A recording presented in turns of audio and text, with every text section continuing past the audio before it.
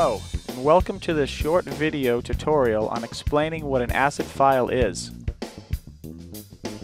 Many people are confused on the difference between a regular WAV file and an ACID file.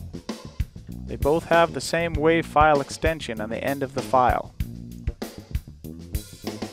There's no way of simply looking at the name of a WAV file to tell if it's been ACID formatted.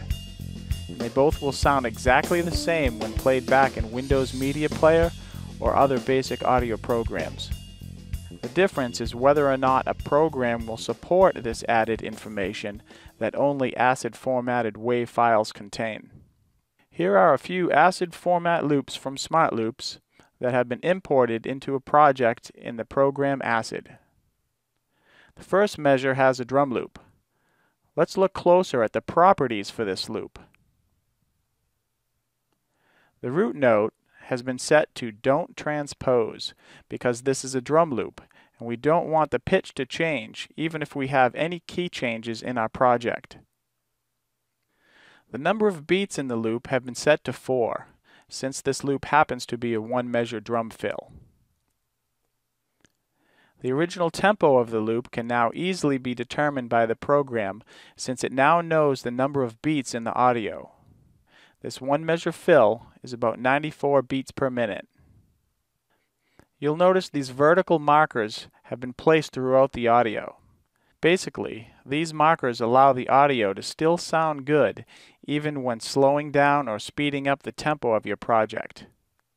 Note that if you slow or speed the tempo of your project too far from the original recorded tempo of the loop, you'll hear the quality of the audio suffer.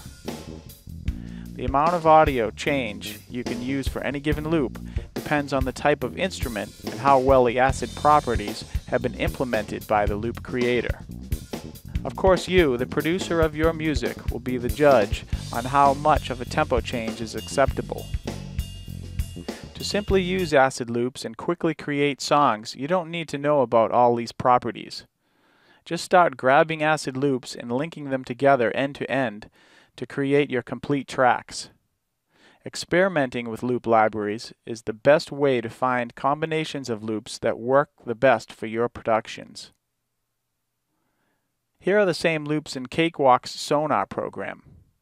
Since the loops have been acidized, Sonar has all the necessary information about these loops to take full advantage of them.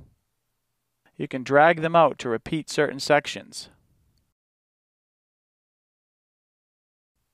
Change the tempo of your project and the loops will follow.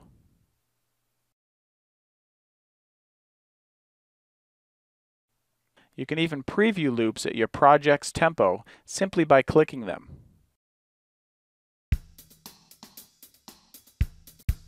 Then drag them onto your tracks when you find the ones you like.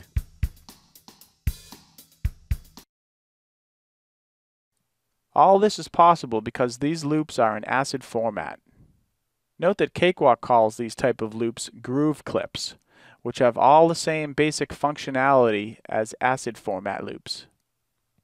Just to recap, ACID files, also called ACID loops, are nothing more than a regular WAV file that have some added information added.